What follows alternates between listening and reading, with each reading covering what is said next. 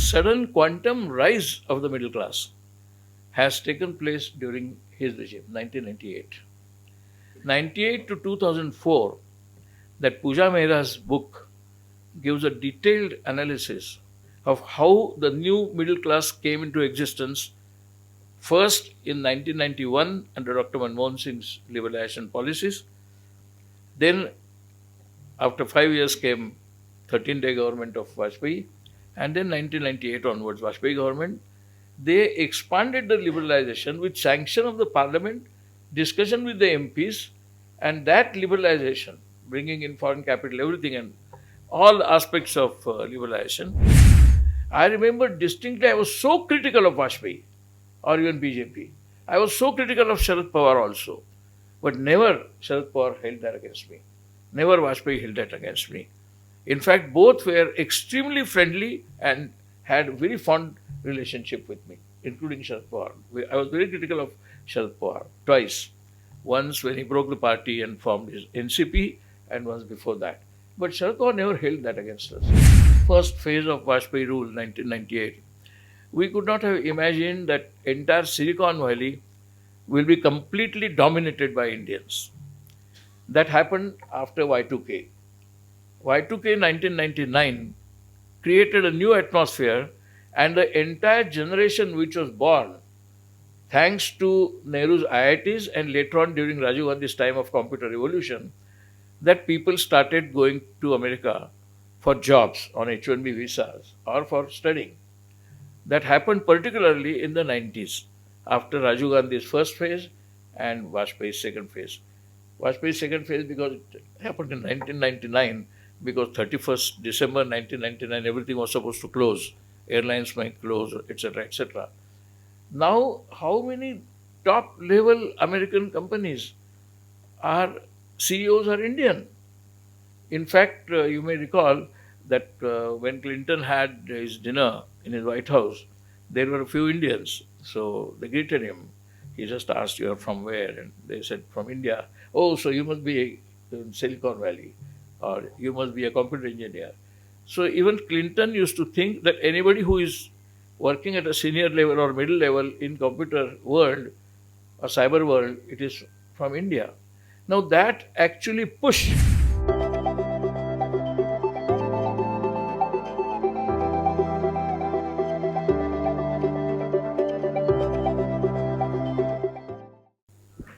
Mitro, Namaskar. It is 6 o'clock and we will begin our event.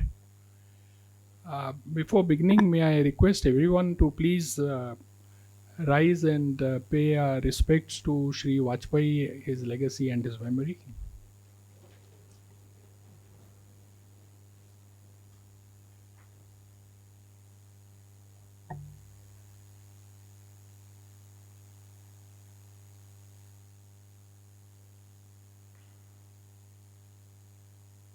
Thank you very much.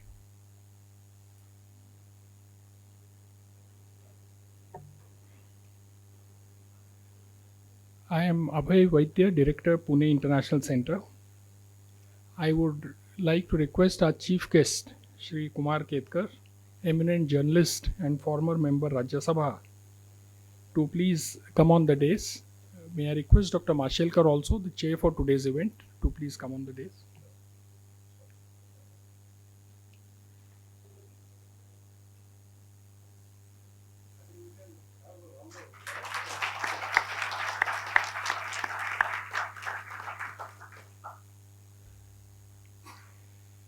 It gives me great pleasure to welcome Shri Ketkar, eminent journalist, former Rajya Sabha MP, Mrs. Ketkar, and all of you to the launch of Pune International Center's Shri Atal Bihari Vajpayee Birth Centenary Lecture Series.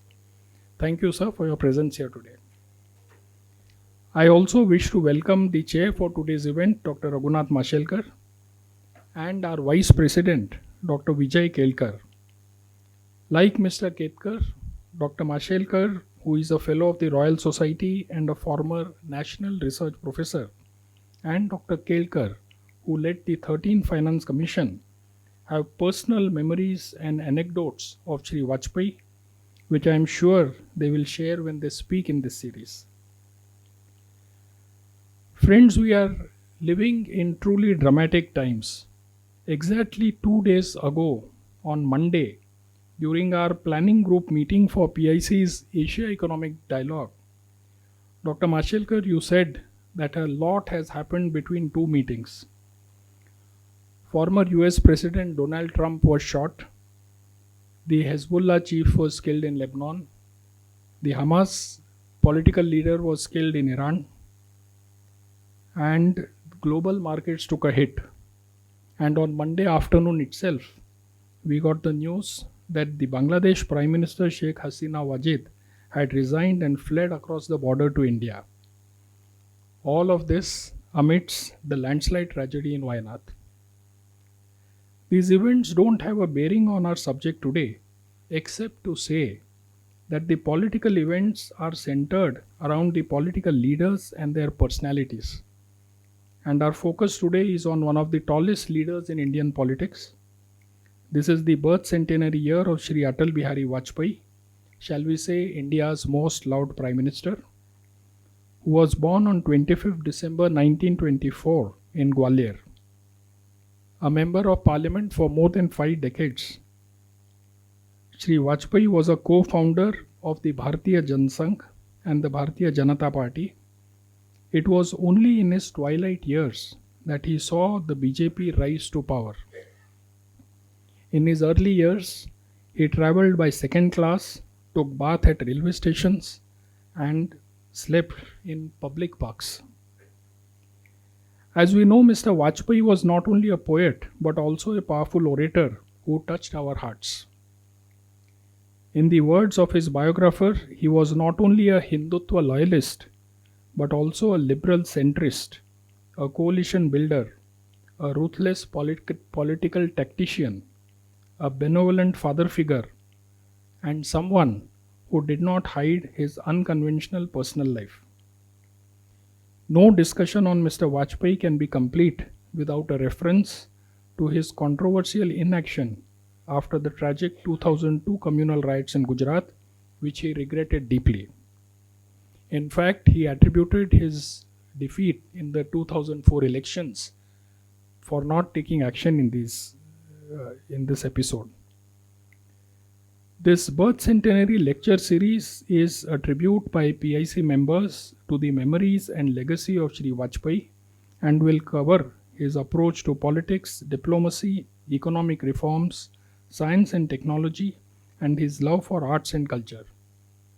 Dr. Mashelkar, Dr. Ketkar, Ambassador Sudhir Devre, Dr. Ajit Ranade, and Mr. Sudhindra Kulkarni are among PIC's members speaking in this series.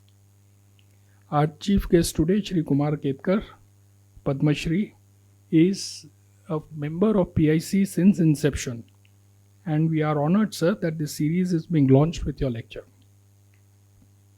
Mr. Ketkar has been in Marathi and English journalism for nearly 5 decades and rose from the ranks to lead prominent news organizations in the country. He has covered 8 US presidential elections, reported on the crisis and collapse of the Soviet Union, integration of Hong Kong with China, and the economic transformation of China. He has authored more than 12 Marathi books on history, politics, science, and sociology, and was elected unopposed to the Rajya Sabha, where he was a member from 2018 to 2024. Friends, for those who are new to PIC, this is a public policy research think tank now in its 13th year. In the words of Dr. Mashelkar, it is a Vichar Manthan Kendra, a forum for the churning of thoughts, ideas, and initiatives. PIC is devoted to the liberal values enshrined in our Constitution and the UN Charter. PIC undertakes research in multiple areas such as energy, environment and climate change, national security, international relations, social innovation, economic reforms and urbanization, and very recently, sustainable energy and mobility, which is a new research vertical at the PIC. PIC organizes conferences and roundtables, book discussions, conventions, conversations with experts, and public lectures which are free and open to the public. I would like to mention that today's event has a session, a Q&A session, which will be of 15 minutes.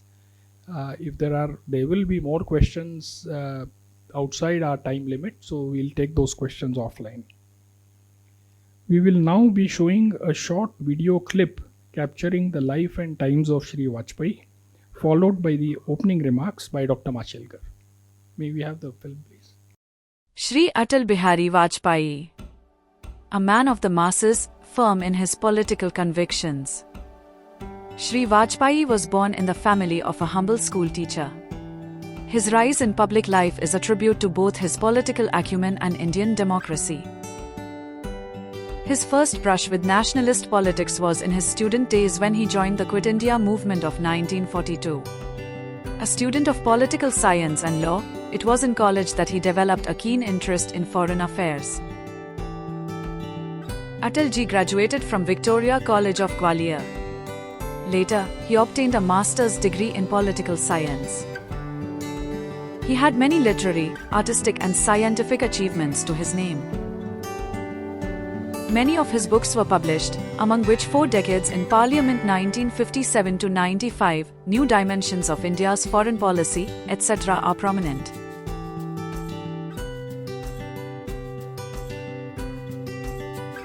He had embarked upon a journalist's career, which was cut short in 1951. Shri Atal Bihari Vajpayee was the Prime Minister of the country from 16 to 31st March 1996 and then from 19th March 1998 to 13th May 2004. His tenure as a Prime Minister was so glorious that even after a decade, it is not only remembered but also implemented. There have been very few Prime Ministers who have left such a positive impact on society.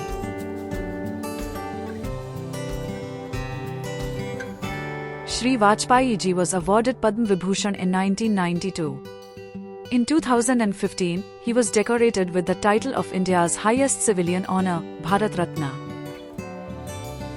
Remembering Shri Atal Bihari Vajpayee, a leader, poet, and visionary.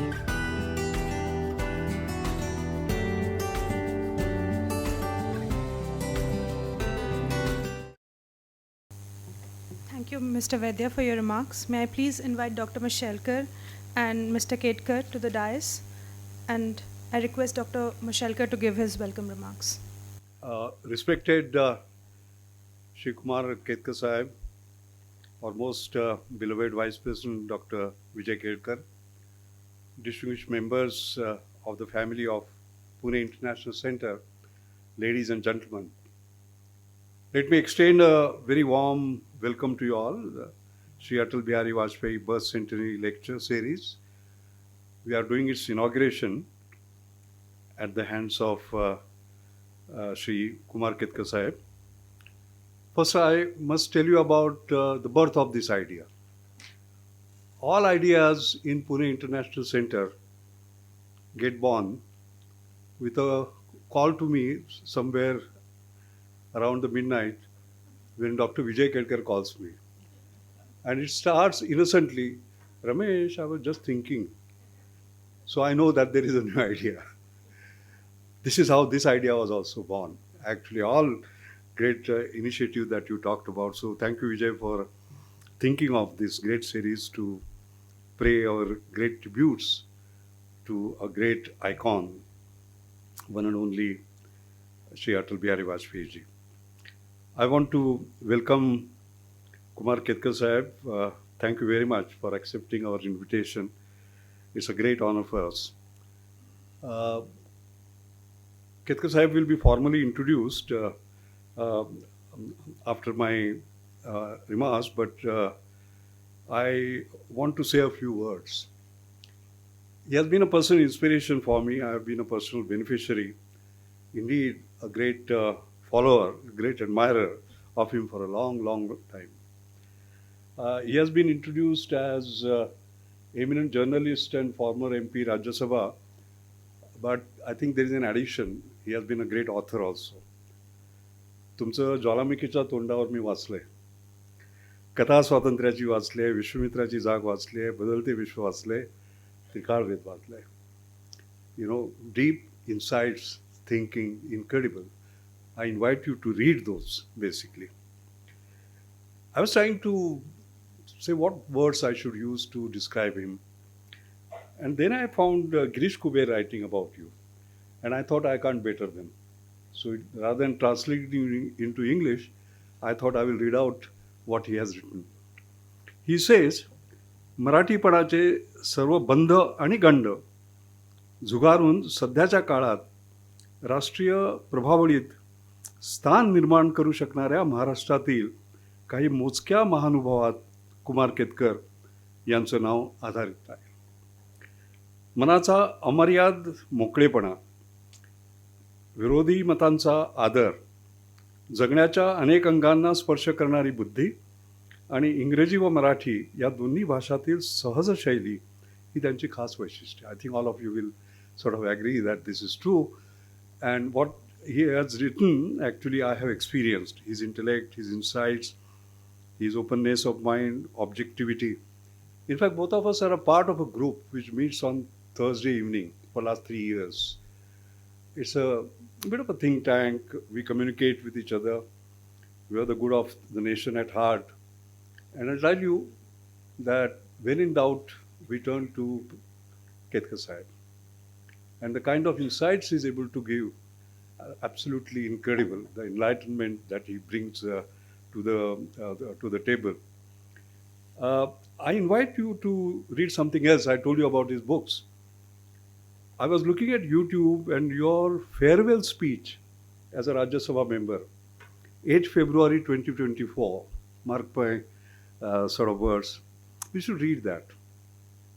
Because to me, he is courage personified. He begins his speech by saying, I'm going to have a contrarian view. And he describes very bluntly what Parliament has been turned into. Amazing sort of courage, so as to say. And then he hopes that there will be some civility, some bonhomie. Bonhomie was the word that you actually used. I remember that. I would say a few words about Atalji. He has been eloquently sort of introduced. Both Dr. Vijay Ketkar and I were very fortunate that we worked while he was the Prime Minister. Dr. Ketkar was the Finance Secretary and then advisor to Finance Ministry. And during 95 to 2006, I was Director General of CSR and Secretary, Department of Scientific Industrial Research. So we have not just read about him or heard his speeches, we have worked with him. And it's an incredible experience. And I'm going to speak separately on science, technology, and the other things that I understand a bit and what influence he had. But I have to make 3 or 4 remarks. I think the first and foremost is that he was a statesman. To me, he was not a politician. Politicians think of the next election. Statesmen think of the next generations. You will all agree that he thought of the next generations. They are in short supply today, you will all agree. The second thing is his human qualities.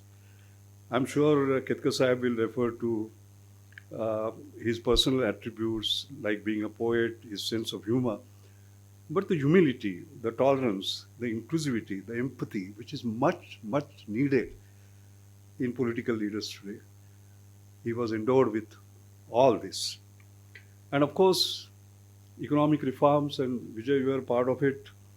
Liberalization, privatization, globalization, telecom reforms. I remember he's saying IT is India's future. That is where it all began, by the way. Later, the exponential that we talk about. His initiatives on infrastructure, Sabha Abhiyan, so many things. I was a witness to it, and all of us were witness to it. But one thing I want to specially mention before I close, and that is Pokhran 2. Girish Kuber writes that BBC used to approach you, Ketkar Sahib, for your views and your understanding of the issue, and I'm quite sure you're going to touch it. But there is something special I want to mention about this. Because This, of course, established India as a nuclear weapons state and altered the regional power dynamics. It also challenged the global non-proliferation region, the NPT, and the perceived inequities there. It also had realignment of our relationships after the initial isolation that we had. It also showed that the nuclear deterrence was very important in national security, but also the international sanctions that came up, including the US, and it has its repercussions. So I have two sort of memories of this as far as Vajpayee ji is concerned. The first was 11 May 1998. I remember we were in Bangalore where CSR Directors Conference, all 40 directors had met, and we launched our small aircraft, Hansa 2, in the morning. And in the afternoon, this Trishul missile was launched by DRDO. And in the evening, we had the news of Pokhran 2. I remember Dr. Mulibana Joshi was taking the meeting of the CSR directors, 40 of them. And as soon as this news came, everybody jumped and we didn't want to continue the meeting. It was such an excitement. And both Dr. Joshi and I were glued to the television and hell broke loose, as I still remember.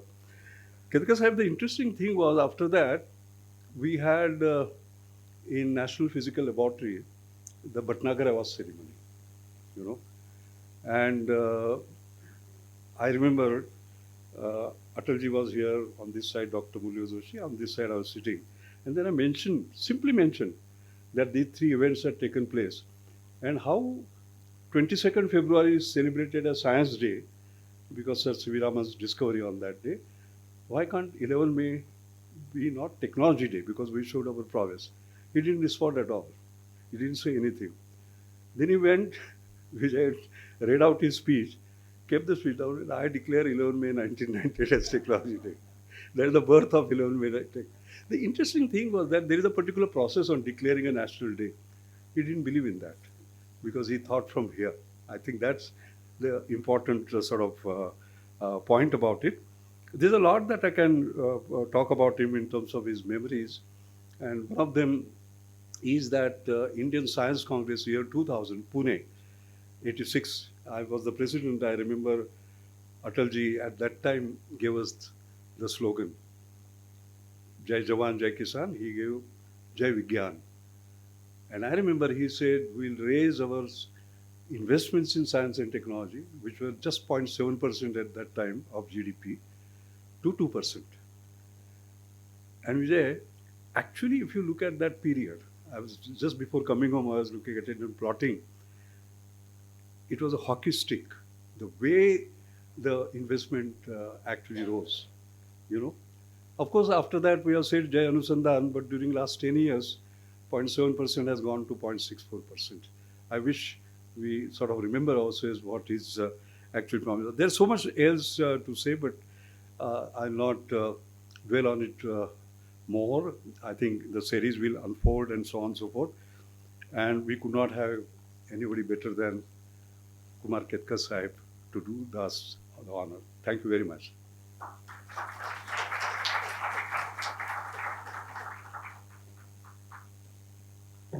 Thank you, Dr. Mashelkar, for your remarks. Actually, I was tasked with introducing Mr. Ketkar today, but after Dr. Mashelkar's remarks, whatever I have to say will be a mere repetition, so I'll not do that. I just want to point out a few things that were not mentioned previously. Mr. Ketkar received the Padma Shri Award in 2021, acknowledging his outstanding... 2001. I'm really sorry, sir. Acknowledging his outstanding achievements. He also received the Maharashtra Bhushan Award for Media, the Lifetime Achievement Award from the US-based Maharashtra Foundation, the Giants Award for International Reporting, the Ratna Darpan Award from Doordarshan, and the C.D. Deshmukh Award for Best Economic and Business Journalism. Apart from that, sir, I read somewhere that you had your basis in student politics as well, so I find that particularly inspiring. On that note, I invite you to make your remarks. Thank you.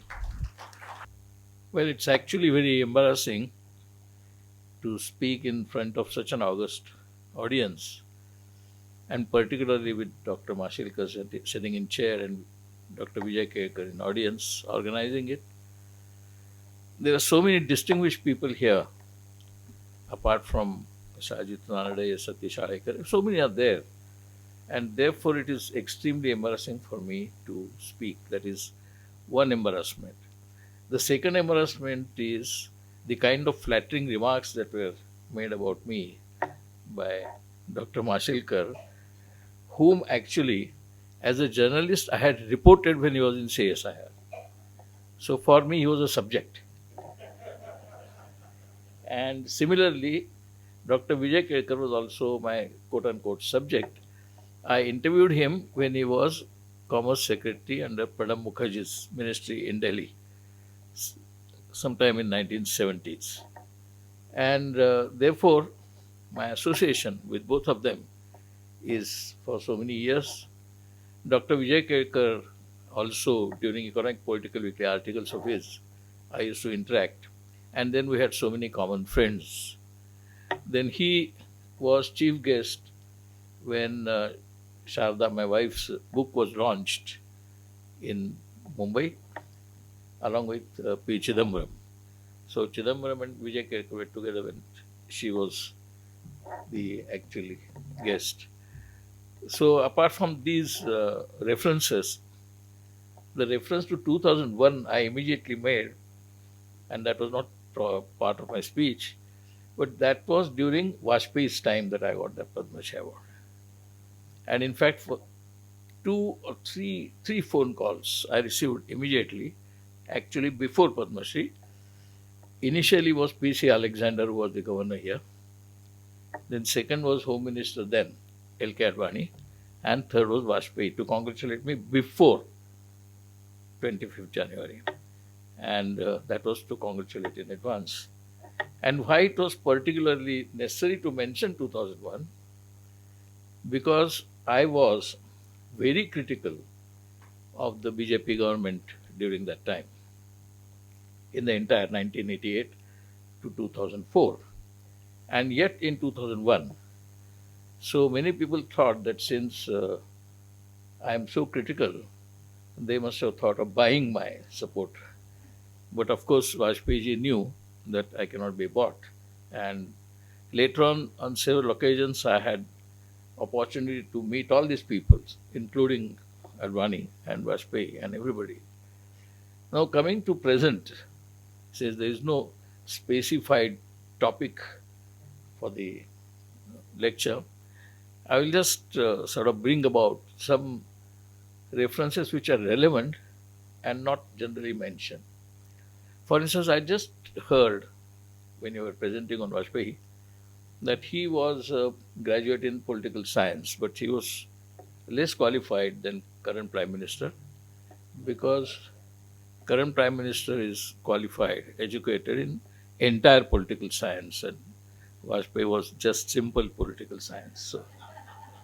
So Vajpayee was less qualified than the present Prime Minister. Having come to that point, I think it would be very interesting to compare Mr. Vajpayee with Narendra Modi. Not to run down anybody or not to glorify anybody, but the simple thing I think many people forget. The mention was made of 2002 when Vajpayee mentioned, and that was told to the people briefly, and some of us who were privy to that was Pramod Mahajan's conversation with us. When Pramod Mahajan was saying, along with the rest of the BJP, but not Vajpayee, that hands down 2004 for BJP, because it was shining India, it was Vajpayee's extraordinarily stunning leadership with nearly that time 4 decades of experience in parliament, and facing him was a newcomer to India, just about few years in politics, because Sonia Gandhi joined politics in 1988, and that was a period. So she joined effectively when Vajpayee was the Prime Minister. So where is the question of comparison? she will be completely blown over by Vajpayee's personality. Interestingly, all that talk of running down Sonia Gandhi or Congress was not done by Vajpayee. It was done by everybody else. When Vajpayee mentioned to Pramod Mahajan and a small group of people that actually 2002 Gujarat riots are going to cause him difficulty in 2004 elections. It may not be easy. We can lose. That was mentioned to Pramod Mahajan. Pramod Mahajan was very friendly with journalists and he mentioned to us that I thought we are winning landslide, but Vajpayee never thought so. Vajpayee said that we may lose. Of course, Pramod said this after the results. Now, interesting point is that is 2002 riots. And after 2002 riots, in Goa convention of the BJP, there was a proposal initiated by Vajpayee that Modi should resign and take blame of the Gujarat riots. Arun Jaitley and Advani stood up there in the gathering and said, no, he is the best chief minister we have ever had. And so he must not be asked to resign. Vajpayee withdrew his suggestion or recommendation, whatever it could be, later on, which everybody regretted at that time, because they lost the election, as Vajpayee presumed they will lose. So naturally, the comparison between Vajpayee rule and Modi rule is inevitable, because it all begins with Vajpayee, Modi, Advani. Incidentally, Vajpayee did not join the Rath Yatra. In fact, when he was asked, why are you not joining Rath Yatra? It is becoming so successful across the country. Vajpayee said, no, I will not join. According to him, later on we learned, Rath Yatra was a polarizing yatra and therefore he should not have joined. He will not join and he never joined. Advani joined, Advani led the yatra, and Advani created the foundation for the destruction of Babri Masjid. Rath Yatra was in 1990, Babri Masjid was destroyed in 1992 December, and this riots in Gujarat were 2002 and 2004 was the election. Vajpayee thought all this legacy really does not inspire Indian people. And when he mentioned Indian people, you must have noticed and you must have read or heard, in his speeches you will not find any critical remarks about Congress, about Indira Gandhi, in fact, he described Indira Gandhi as Durga after the Bangladesh elections, which have now turned a full circle.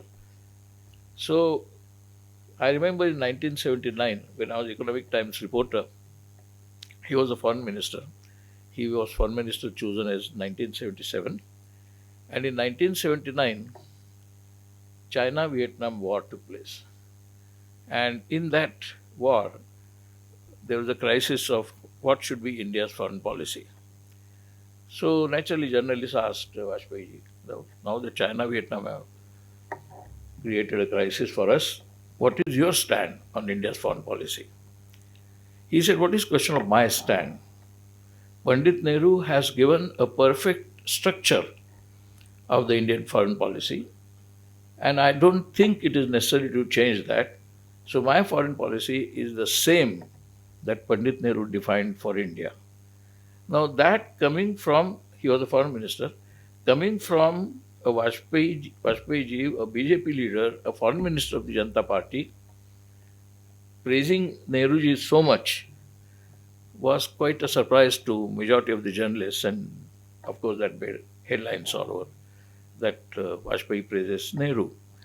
You must have noticed that the current approach to politics to condemn everything that was in the past, not only Congress, everything that was in the past, and if you are solicitous enough to understand the underlining messages, then Modi does not mention any policies of even Vajpayee, except paying a formal tribute on his birth anniversary or death anniversary.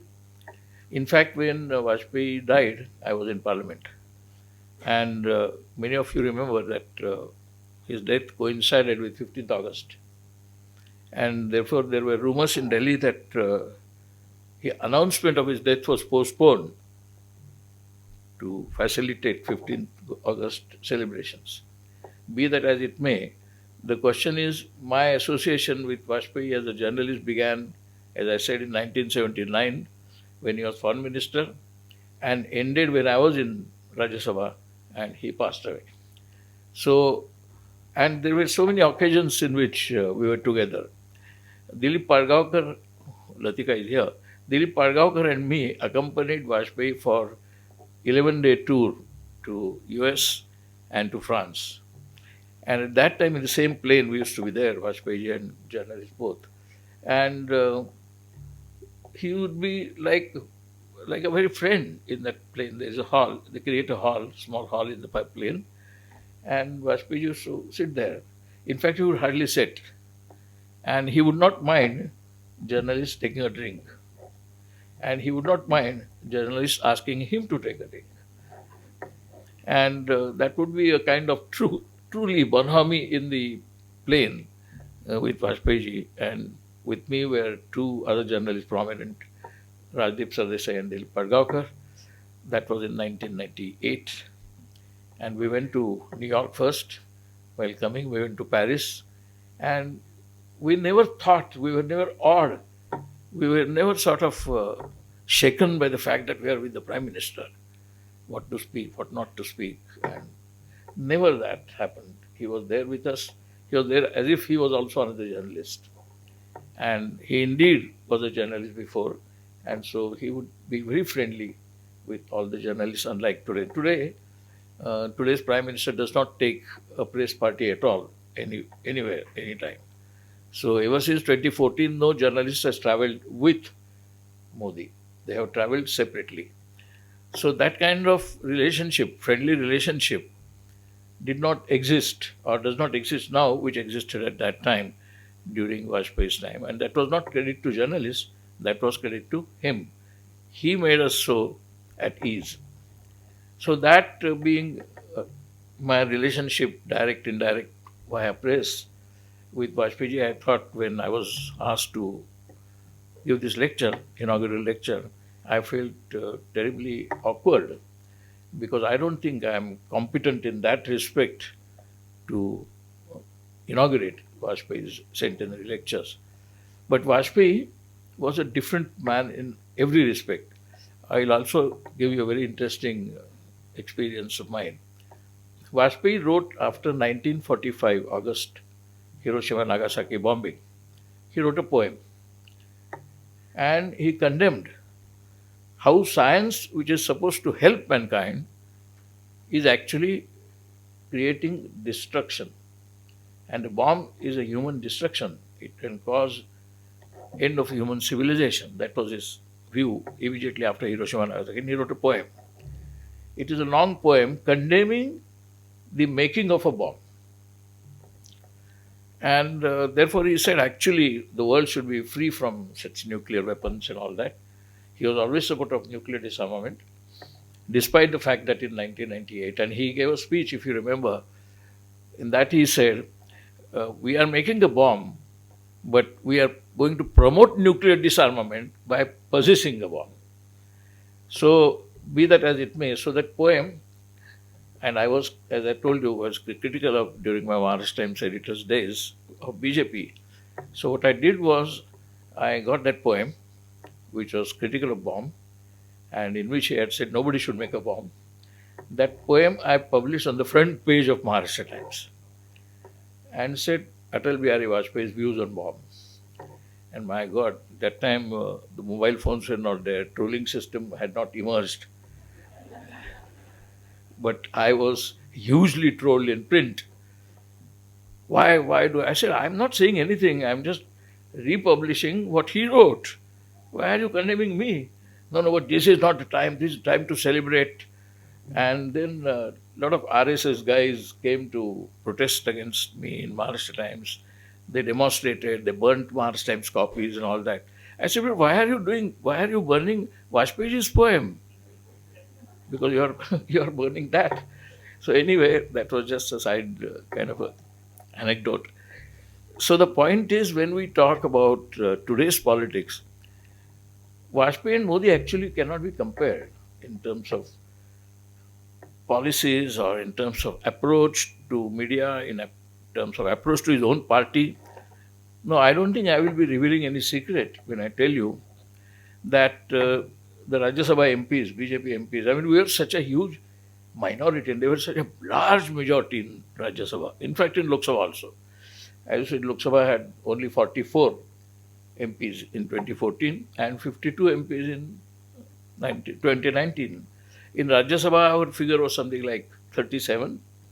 And they were about 200 altogether. And NDA together was something like 250, 300 plus. So, on the treasury benches, there would be all the BJP guys shouting. And at that time began the completely unconstitutional, unconventional, unprecedented approach. Every time Rajya Sabha members gathered, I don't know Lok Sabha, but in Rajya Sabha members gathered, BJP MPs would rise and begin with saying Jai Shri Ram. At one point, somebody objected that Jai Shri Ram is a Hindu kind of approach, and there are in Rajya Sabha or Lok Sabha all members from all religions, and this is not correct. You can say Vande Bharat, you can say Vande Mataram, you can say Bharat Mata Ki Jai. You cannot say Jai Shri Ram. That was completely sidelined, that criticism was never mentioned, and since then, till today, in Rajya Sabha as well as in Lok Sabha, many of the BJP MPs begin their day with slogans of Jai Shri Ram. Now, such thing I do not think Vajpayee would have approved, because as I said, Vajpayee did not join Rath Yatra. Vajpayee was not there during the destruction of Babri Masjid, which Advani was there. And today we see it was Advani and Jaitley who strongly recommended that Modi must be retained as Chief Minister.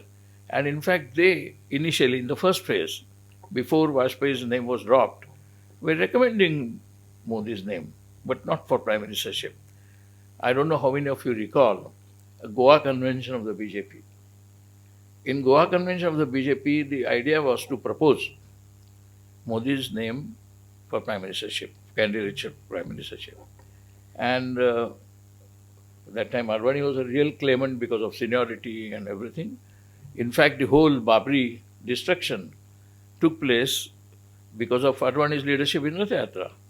In fact, without Rath Yatra, one can venture and say, without Rath Yatra in 1990, BJP would not have grown so much to come to power on its own in 2014.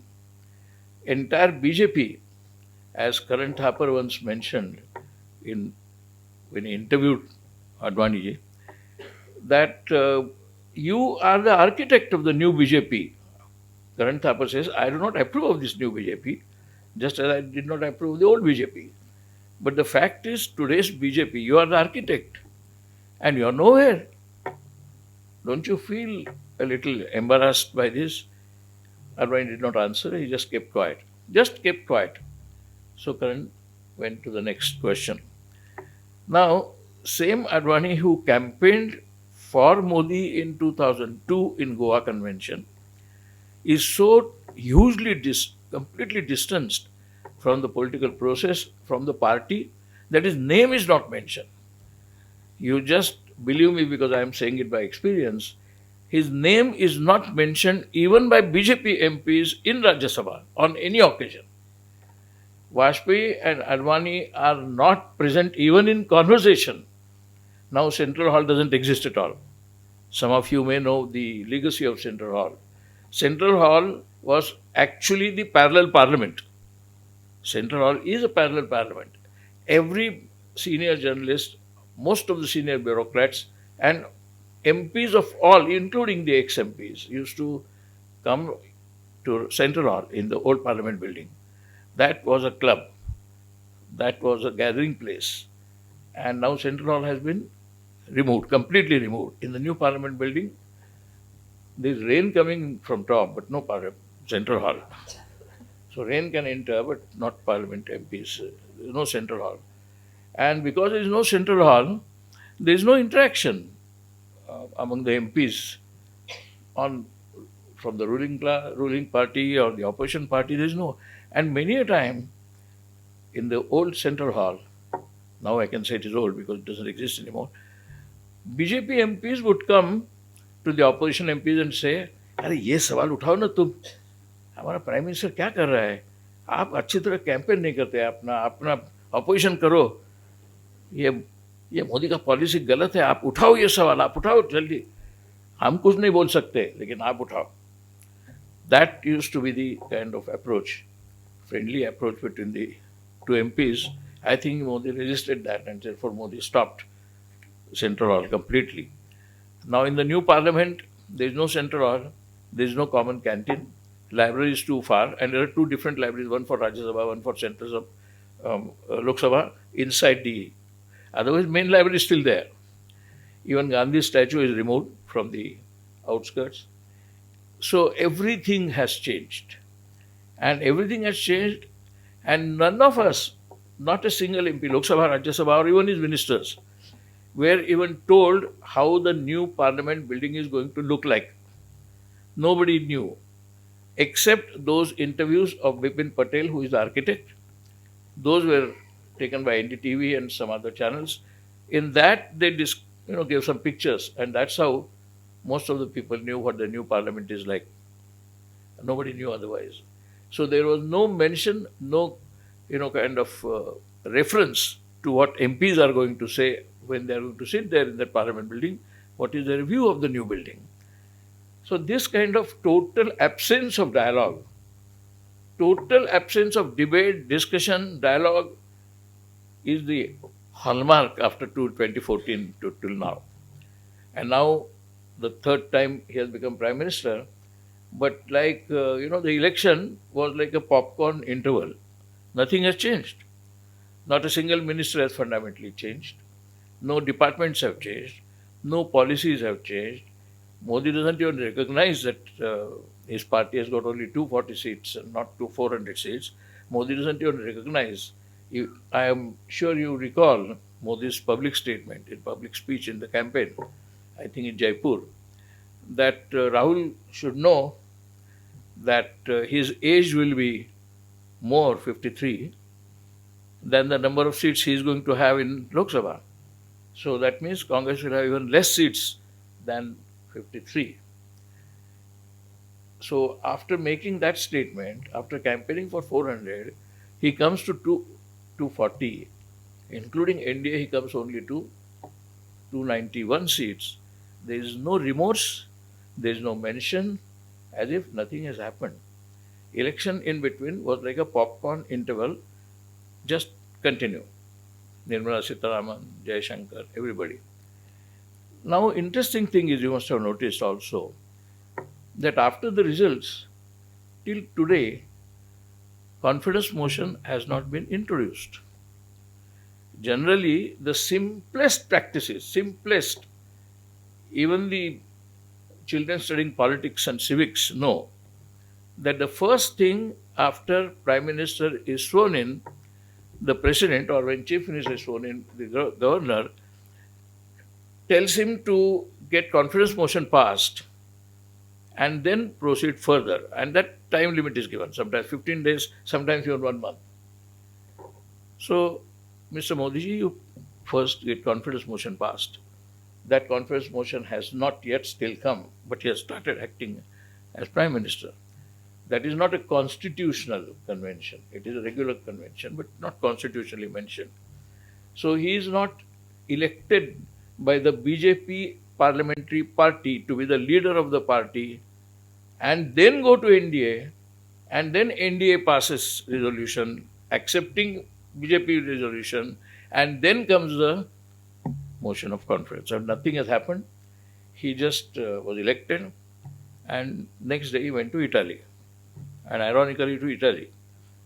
Why? Because why that is important is because he mentioned in one of his speeches that Congress will be in such a miserable situation that the family will have to run to Italy after the results. But he had to go instead of the family. be that as it may, my approach is not to defend or offend anybody, but these are just facts which need to be remembered to understand the current politics and the current governance system. So even today, there is no mention, as you must have known, all the laws about the crime procedure code and all that shit, all they are passed without debate. We were all suspended. For the first time in the history of independent India, entire opposition was suspended. We were in suspension for about 21 days. Rajya Sabha had longer suspension, so I was suspended for more time. And during suspension of the opposition MPs, about 146 Lok Sabha MPs, opposition, and Rajya Sabha almost all, were suspended and the laws were passed. But without suspension also, the laws were passed concerning agriculture, which had to withdraw later on. Now, while passing the laws, while passing those bills and making them laws, there was no discussion. Suddenly, one day comes on TV and says that I am withdrawing, and I am sorry if farmers have suffered, but I can tell you that actually it was meant for benefit of farmers, but we failed in convincing you, so at the moment I am withdrawing. So we demanded in Rajya Sabha at that time, Rajya Sabha was on, we were not suspended at that time, that let there be discussion about at least why you have withdrawn. What is that hurt you? No discussion. Tomar was the agriculture minister. No discussion on withdrawals, no discussion on bringing the law in. Now, if this is the approach for last 10 years, and yet there are at least enough number of voters to elect him by 240 seats. That apart, another most important thing about these 240 seats is that just 2 months before, suddenly a paper was circulated to all MPs that the law or convention, whatever it is actually equivalent to law, that election commission will be Supreme Court Chief Justice, leader of the opposition, and ruling party leader. He suddenly circulated a paper that I am withdrawing provision of Chief Justice on the election commission selection. Gaya. Now Chief Justice is not there. So naturally, out of 3, 2 are from government. And why this is important is because every single decision of the election commission since then is suspect. Which is particularly suspect is currently under debate. Association of Democratic Rights has publicly made a statement that as many as 79 seats, sometimes they are saying 89, 79 seats are not sure that they have gone in the way they have been declared. And what is Mr. Devasthan, who was formerly in the Election Commission office also, and a very renowned bureaucrat, he is saying that, okay, you may be right and we may be wrong, but open the boxes, tell us how many seats, who won in actual number of votes. It is as simple as that. When we go to bank, we deposit a check, bank immediately sends a message, your check has been received. Next day comes a message that your check has been accepted with bank and your cash has been deposited in your SB account and your SB account is this. As simple as that with digital India. So they can comfortably say, so many voters came, so many votes were polled, so many votes were counted, and these are the counts of each party, and therefore this man is elected. It is so simple, and digital India, it should be a matter of 24 hours. It should be immediately possible to be told. Nobody is talking a word about it from the government. We cannot discuss that in Parliament. And nowadays, as a member of the former media, I feel ashamed to be saying that I was in the media.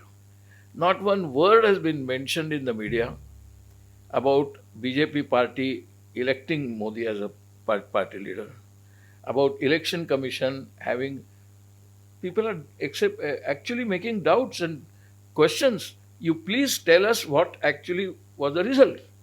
Why can't you declare all the boxes open? Nobody is asking in media, nobody is asking in the parliament, and as a result, the continuation of non-dialogue, non-debate, non-discussion in Parliament continues under Narendra Modi. How long this will go on, I don't know, because it may not go too long. Because the section of the BJP is so upset with him that they actually tell us privately that I don't think we'll continue for long with this kind of approach. Modi doesn't discuss with us also. Even we don't know the bills. Then they tell us that even Arun Jaitley did not know. He was a finance minister. He did not know that the demonetization was coming. All the ministers were packed in one room on 16th, 8th November 2016. On 8th November 2016, they were all packed in a room, and Modi told them, I'm going to give a speech, address to the nation. So they heard about demonetization through the address to the nation in the room where there was a TV. So Arun Jaitley did not know, Finance Secretary did not know. There was an interesting dialogue about that in Arvind Subramaniam gave a public interview. I think you were there in Nehru Center when Arvind Subramaniam was asked, were you aware of the demonetization? So he said, I was only aware that Modi was thinking about demonetization. But then question was asked, but were you aware that the demonetization is coming on November 8th, 2016? He said, no, we were not aware. We were not told. You were not told is enough. Did you advise him against it or for it? No. Then why? He said, Modi doesn't need advice. He knows everything from astronomy to economics. And so he decides everything. He knows everything. He knows foreign policy, he knows astronomy. So he directed Chandrayaan, the Chandrayaan that failed. So he decides everything. He doesn't discuss what the new parliament building is going to be, new monetization, nothing, because Modi doesn't need discussion. Modi knows everything. And since Modi knows everything, why should Arvind Subramaniam or Arun Jaitley be involved? Now the question that I have, which I'll pose before you, and that question is, why? This is all, everybody is seeing all this. It is not as if it is not known. On social media, most of the points which I made, they are available. Despite this, I have experienced, as a journalist first, a large number of educated urban and even rural, educated middle class, surgeons, doctors, architects, lawyers, professors, various academics, small businessmen, big businessmen, entire corporate sector. Why are they silent or supporting Modi? This question has not been answered by anybody, entire middle class. Now, why Vajpayee's role is important in this is because the sudden quantum rise of the middle class has taken place during his regime, 1998. 98 to 2004, that Pooja Mehra's book gives a detailed analysis of how the new middle class came into existence, first in 1991 under Dr. Manmohan Singh's liberalization policies.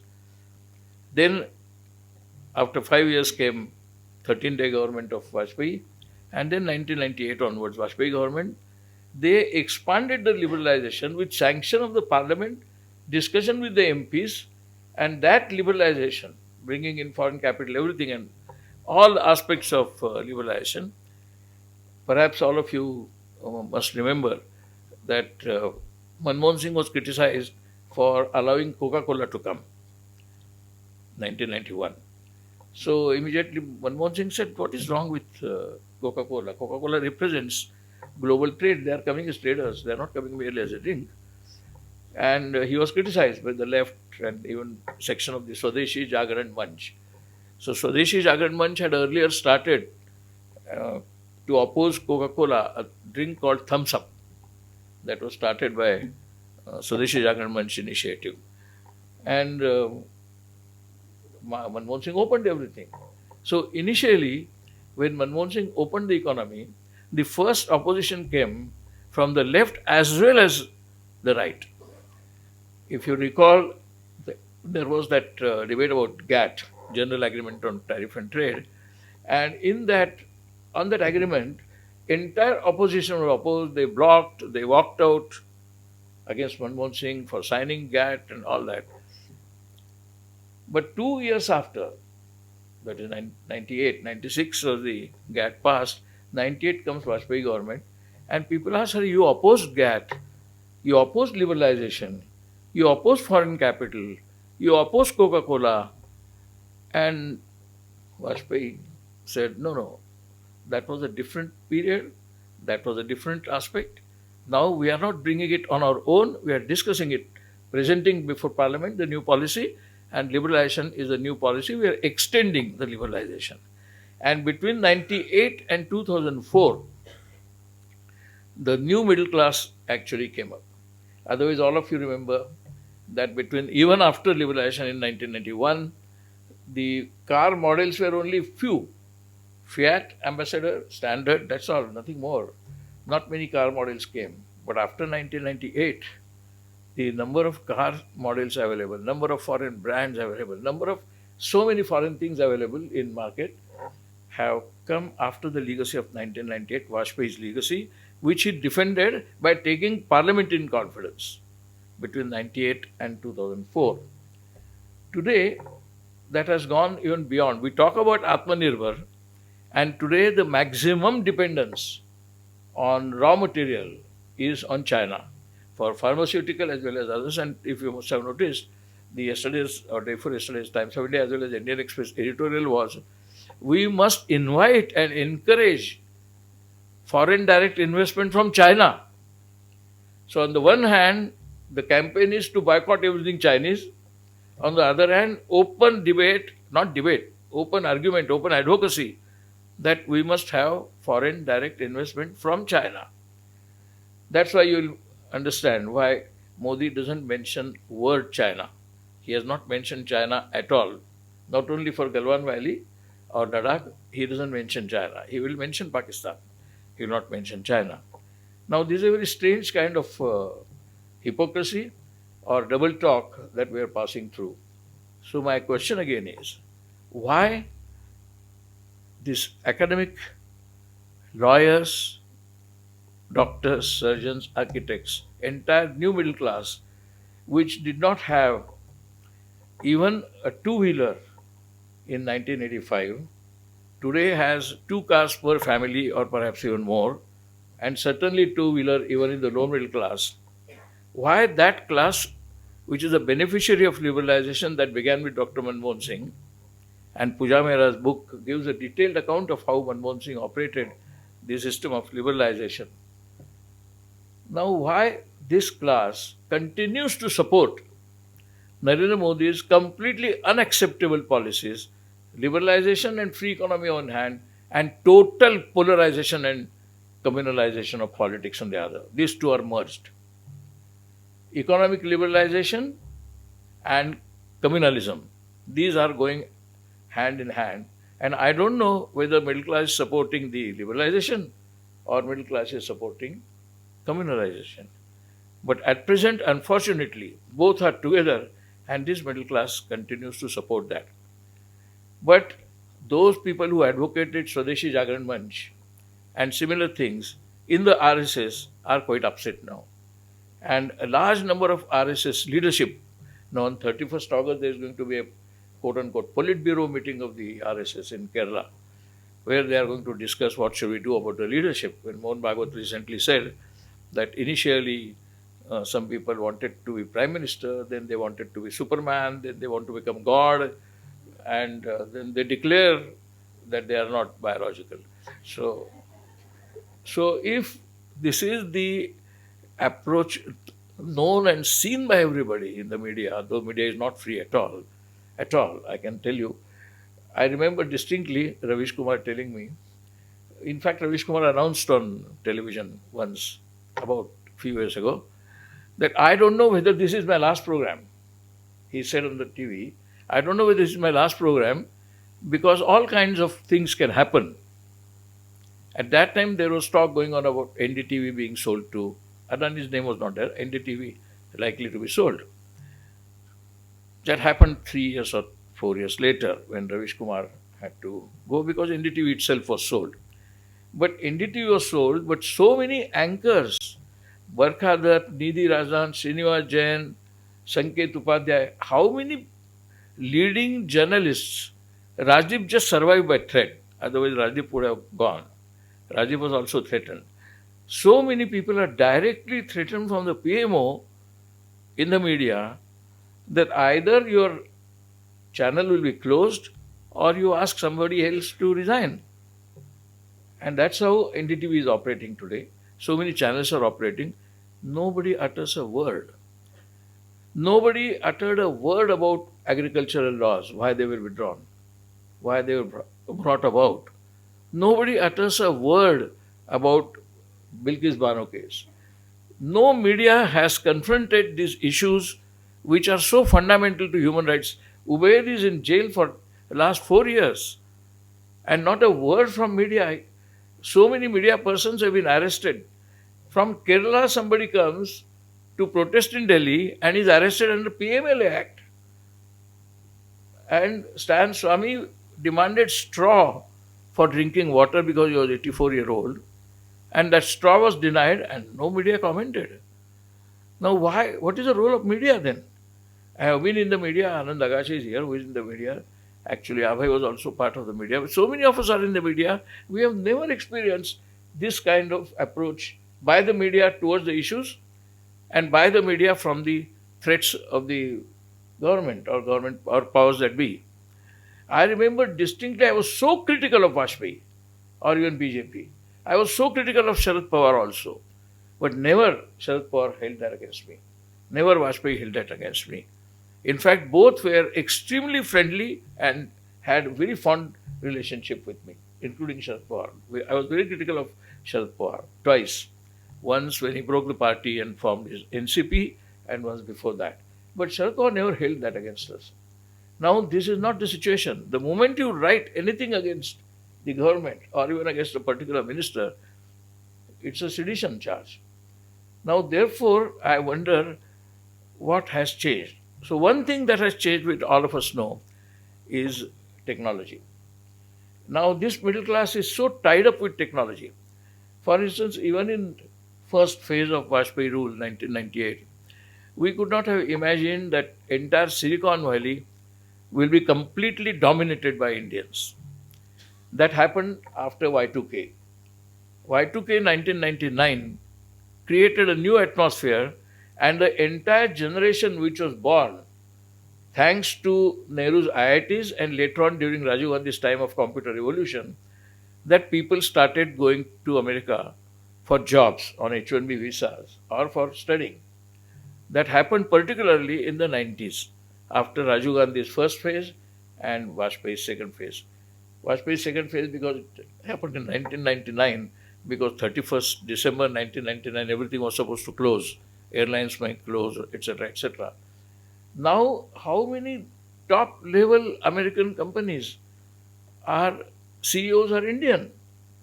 In fact, you may recall that when Clinton had his dinner in his White House, there were a few Indians. So they greeted him. He just asked, "You are from where?" And they said, "From India." "Oh, so you must be in Silicon Valley, or you must be a computer engineer." So even Clinton used to think that anybody who is working at a senior level or middle level in computer world or cyber world, it is from India. Now that actually push has come after 1998 to 2004, after 1991 to 1996. But where is that discussion? Where is that debate? Where is how the policies have changed? The middle class was the beneficiary of this technological revolution. And technological revolution, helped them so much that they think that they created the world. They are also in that way non-biological. And entire Silicon Valley is non-biological. So they created the world. They created the modern computer industry. That's how they believe in themselves. And therefore, you'll find economic liberalization, technology, and communalization go hand in hand. 90%, I will not be wrong, 90% of Indians in America or even in Europe are tremendously enamored of Ram Mandir, of Jai Shri Ram, of Hindutva, of Hindu Rashtra. They are all enamored. They talk only about Hindu Rashtra, Ram Mandir. So much about Ram and Hindutva you hear in America, you don't hear that much here. So much is the fascination or whatever you call it about Hindutva in US. And that has happened exactly in this period. 98, 2004 first phase, 2004 to 2010 was quote unquote accidental Prime Minister as Sanjay Baru calls it, and later on 2018 for the first time full majority to its own party BJP. Till that time, after 1989 there was no majority to any party. So after 1989 for the first time BJP has a majority. Now see the difference. In 1996 when the government was formed on the basis of 161 seats by Vajpayee, BJP formed the government. That mention was there, 1996. And again, Pramod Mahajan, as he was, he says, Kumar, why are you saying 161 seats only? You will see, we will cross 270. In next 10 days, people are joining BJP from various parties. Parties themselves are merging with BJP or joining BJP or NDA. It did not happen. On 13th day, when the confidence motion was going to be rejected, Vajpayee came, submitted his resignation and went back. In 1999, April, Vajpayee's government was defeated only by one vote. You may recall Mayawati and everybody having that crisis. Only one vote. Vajpayee did not demand recount. Vajpayee just apologized and went because he lost the vote in Parliament in 96 and in 99. Knowing this, Modi did not take the vote at all. So there is no question of getting defeated on the confidence vote.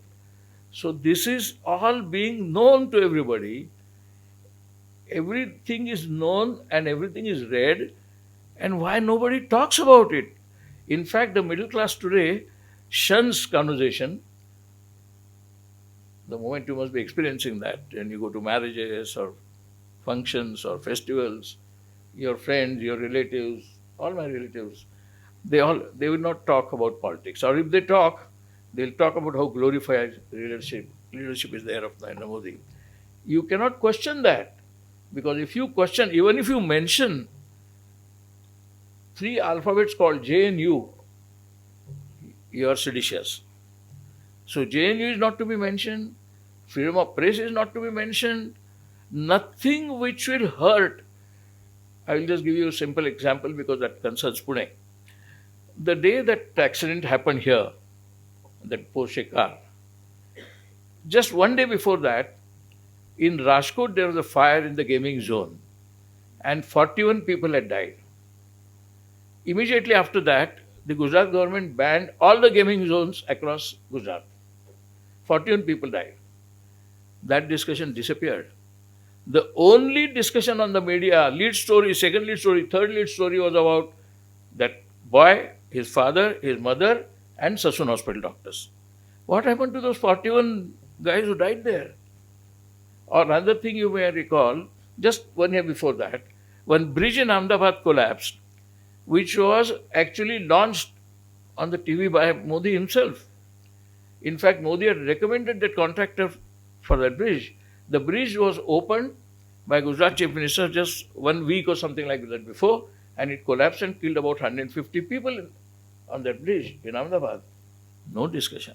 Nothing happened. Nobody talks. Media doesn't talk. Number of deaths in COVID now, everybody is saying, is very huge. Something to the extent of 5 lakhs. And how that has been found out? Scientifically. Because number of claims made to the insurance companies for money, that claim and the number and the dates, they matched and found out that the number that was given to the country of deaths during COVID is extraordinarily small number, whereas the number is very large. So even that number is not given. So we don't know what is the actual number of COVID deaths. We don't know what is actually happening in majority of the places. We don't know how much part, according to their own member, Subramanian Swamy, He says 4,000 kilometers of Ladakh have been given to China and we are not talking about it. Now, Subramanian Swamy is no friend of Congress. Subramanian Swamy was arrested in 1975 for emergency, actually ran away, but 75 he was under apprehension. Now, if Subramanian Swamy talks, that is only on social media and just disappears, but no channel has dared to interview him. Batao kya ho raha hai? Now, if this is the approach towards our democracy, definitely our democracy is in danger. I seriously feel our democracy is in danger. Three things that I will conclude. One is, perhaps you will remember, some Tamil Nadu politicians, not only MDMK, even DMK and even Anna DMK, said that if Tamil Nadu is given less resources and if Tamil Nadu continues to have a good family planning record of having 1.6 or 1.4 children, and if UP and Bihar continue to have something like 2.4 or 2.7 ratio per family, per parent, so two parents, then that means soon we are going to be burdened by the UP and Bihar because we are doing family planning and social service and you are not doing. So we'll have to think about staying with this. That question will come in 2027 because in 2026 the delimitation and reform of the parliament will come. That's why so-called excuse was given for building new parliament. Now the new parliament, Lok Sabha, is huge, actually huge, like a large public meeting, or so Rajya Sabha. Now there will be close to 800 MPs instead of 543. Now 800 MPs, if they are elected on the basis of population, geography and demography, obviously North will have, Hindi belt will have far more numbers in Lok Sabha than from the South. From the North, there will be so many members. So natural domination of Hindi belt and Hindi leadership and whoever is in that category will be there and therefore our cases will not be heard. And so we'll have to think whether we are going to remain part of the federal system. Later on, Chandra Babu said the same thing, but not now, before he joined the NDA, that if this is going to be the approach, Andhra Pradesh will have to think separately because Andhra Pradesh was denied special status, even now it is denied. So even Andhra Pradesh will have to think separately. Kashmir has been always accused of thinking separately. Darjeeling was always accused of thinking about a separate state. Now all this is actually boiling. Let us not rejoice, as some people are rejoicing, at the collapse of Bangladesh and Sheikh Hasina's departure, because we don't know what is burning under our feet. It can be nobody had noticed. Nobody means nobody had noticed. I remember having gone to Vijay Kerkar's house in 91 in Geneva. Just at that time, Soviet Union was collapsing. And if you recall, the then President George Bush, senior George Bush, had announced that why CIA failed. Why CIA failed in telling me that Berlin Wall is falling, that Soviet Union is in danger of disintegration, and both the things happened without CIA knowing it. So he appointed a committee, I think it was Frank Church Committee in US, to understand why CIA failed in understanding the disintegration of Soviet Union and the fall of the Berlin Wall. Now, same question can be asked. Why our intelligence, which takes pride in killing some Khalistani in Canada and in the US, could not understand what is happening at the neighbor's door? Why our intelligence failed in understanding the chaos, the anger, the frustration, the protest in Bangladesh? Similarly, the Bangladesh intelligence also can be asked. Why none of them could understand the gravity of the situation which forced Sheikh Hasina to go? So, things are not only bad in Bangladesh. India stands isolated despite the so-called neighborhood-friendly policy. Bangladesh is not going to be with us now, surely. Pakistan is not with us. Nepal is not with us. Bhutan is not with us. Maldives is not with us. Sri Lanka is not with us. Afghanistan, nobody can say. They are not with anybody except in cricket match. So, if this is the situation across India, around India, then we are in it and isolated. And if you recall, till 2014, non-alignment movement was a dominant force all over the world. After Modi came, he virtually disbanded the non-alignment movement. Later on, he virtually disbanded SARC, not publicly and not officially.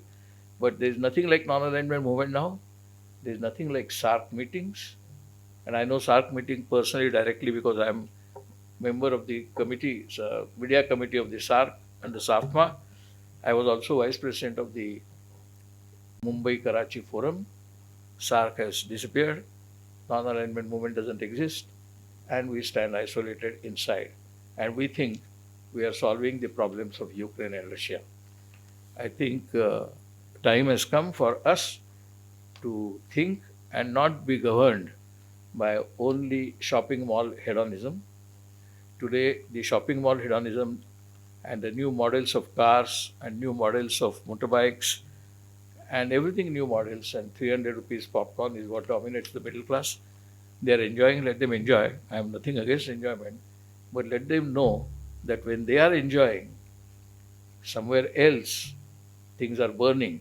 And unless we recognize that there is a smoke outside there and the heat outside there, when the shock will come, we should not be surprised. We should see, we should feel that why did we not notice it? Thank you very much. Thank you, Mr. Ketkar, for your remarks. We are running out of time, so we can only take 3 questions now. You will have, you can talk to Mr. Ketkar later and pose your questions to him later. So I apologize in advance if people are not given a chance to ask a question. Please wait for the mic to ask the question and keep your questions short. Yes, sir. I wanted to ask you about what Mr. Vajpayee would have thought about the economic right wing in India, because we definitely have a political left and a political right, but still in terms of economic policies, we tend to be left-leaning. So what would Mr. Vajpayee think of this? By no definition we can say that Vajpayee was a leftist. But Vajpayee was not what we can call a classical anti-left. Vajpayee was a rightist. Like RSS, BJP, Jansangh, they were all rightist. They always, in those days, the definition of right wing was different than today. Today, right wing is defined in terms of foreign direct investment, liberalization, privatization, etc. In those days, right wing meant that you are anti-Soviet Union and pro-US and pro-market and not pro-public sector. This was the simple definition. Vajpayee did not disturb the cart, the apple cart that was there, created by Pandit Nehru's public sector. He never challenged any of the public sector organizations. But he promoted the private sector. He wanted to promote private sector. He systematically promoted FDI.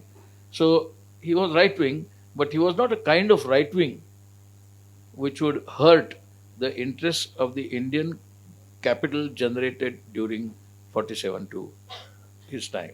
So I think Vajpayee's understanding of right-wing, I think is qualitatively different than the current regime's understanding of right. Thank you for this contrasting the two regimes.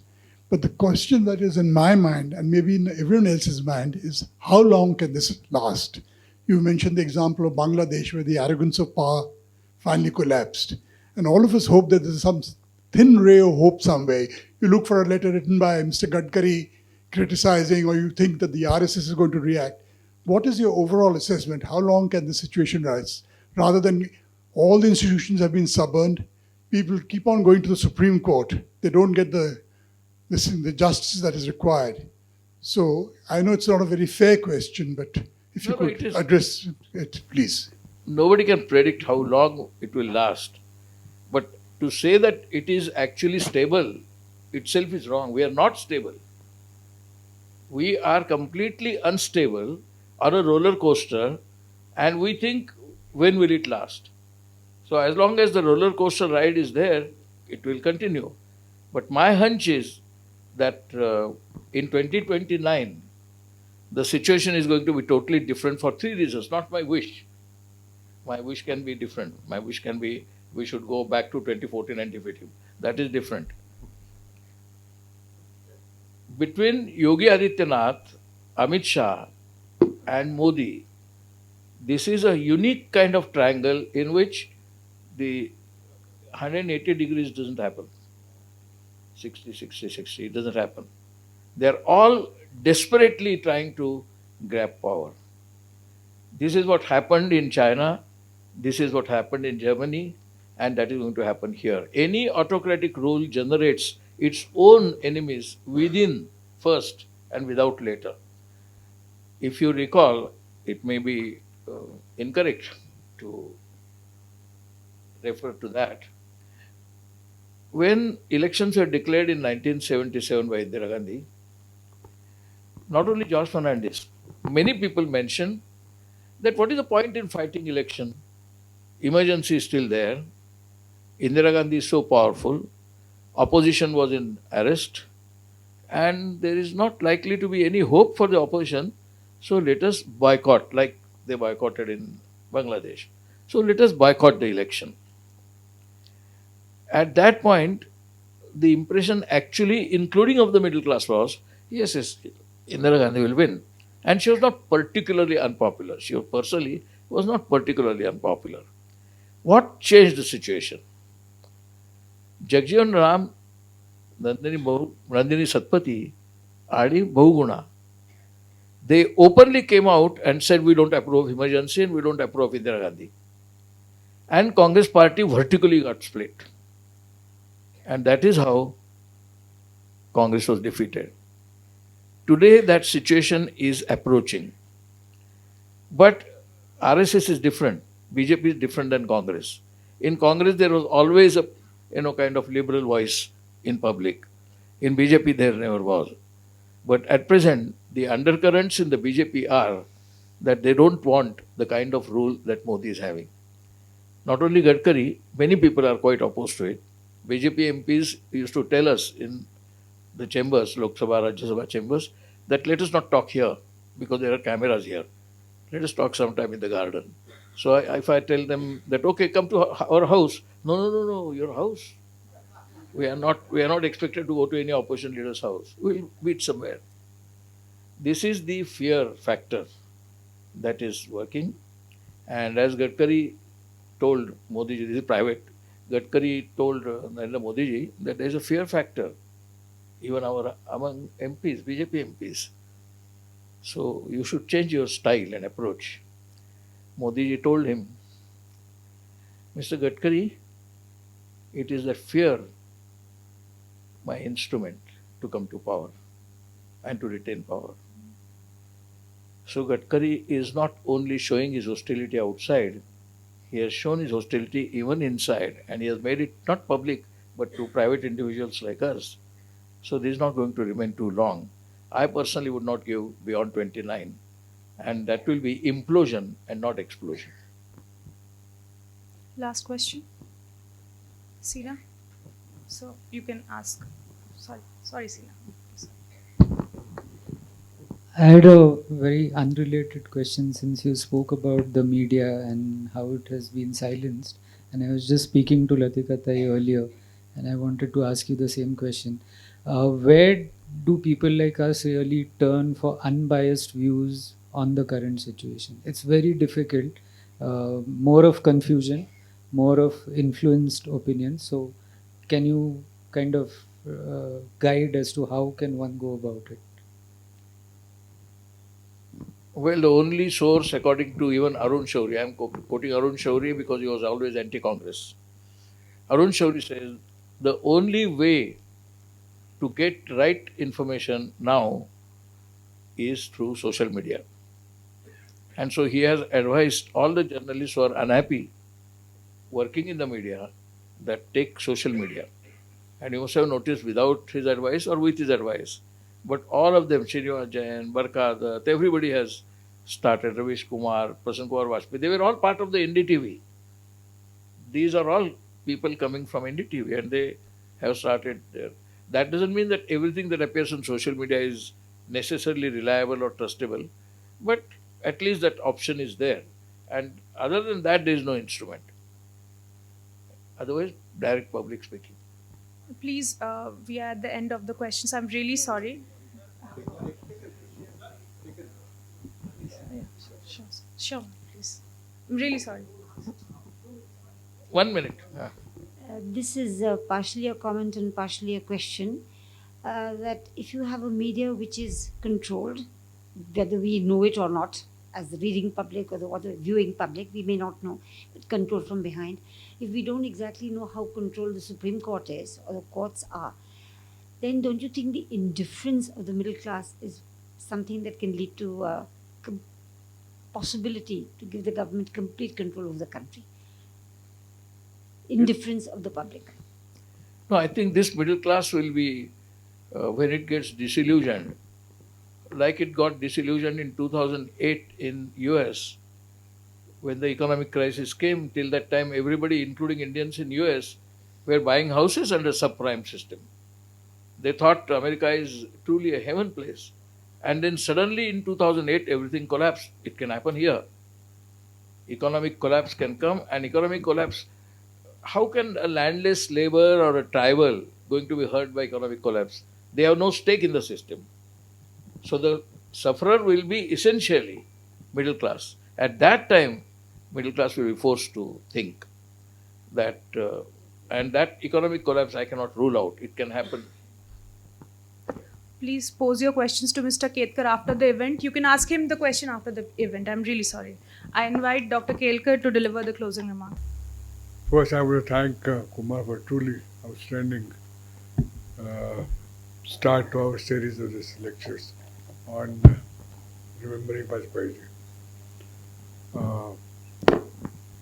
I don't want to add anything to what you said because I will have occasion to speak myself in this series. We're going to have next speaker is Ambassador Devre. He will be speaking on Atalji's years in foreign policy. Then after that, it will be me, who would probably, along with Professor Ranade, will speak on the economic policies. And then we will have two other speakers. Dr. Mashelkar himself will speak on Atalji and the science and technology policies. And final would be, two more speakers. Sujendra Kulkarni will speak, who, as you know, worked with Atalji. And final speaker probably would be Vinay Sahasrabudhe, who, as you know, again worked with Vajpayee. So I want to thank on my behalf and everybody else's behalf Kumar for absolutely brilliant talk. Frankly, I did mention Lata that I'm a bit worried about what he's going to speak. But my worries were totally misplaced. And on behalf of the PIC, we were supposed to give some token of appreciation.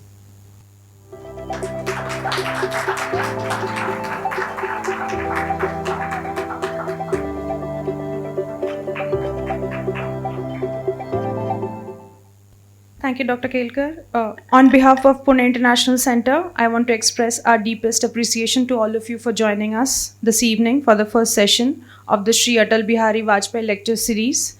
We are particularly grateful to Mr. Kumar Ketkar for his enlightening perspective on the late Prime Minister Vajpayee. Mr. Ketkar's first-hand insights into his tenure have provided us with a richer understanding of India's political landscape during that era. One of the anecdotes that particularly attracted me was the mention of Vajpayee's poetry on the Hiroshima-Nagasaki bombing done by US and him condemning the bombing and later helming the Pokhran nuclear tests. So I guess as a politician, his life was full of contradictions and he would have related to the famous Walt Whitman line, "I'm large, I contain multitudes." On that note, I also want to thank Dr. Mashelkar and Dr. Ketkar for their invaluable contributions to this discussion. Their guidance and active participation continue to inspire PIC in our mission to disseminate knowledge and awareness. Lastly, a special thank you to the PIC staff for helping us organize this event. Without their help, this event would not happen this smoothly. Please stay connected with us through our social media handles or go to our website for any updates. Our next section will be on August 29th. This will be a continuation of this lecture series, and it will be hosted by Ambassador Sudhir Devre. So join us for that as well. Thank you.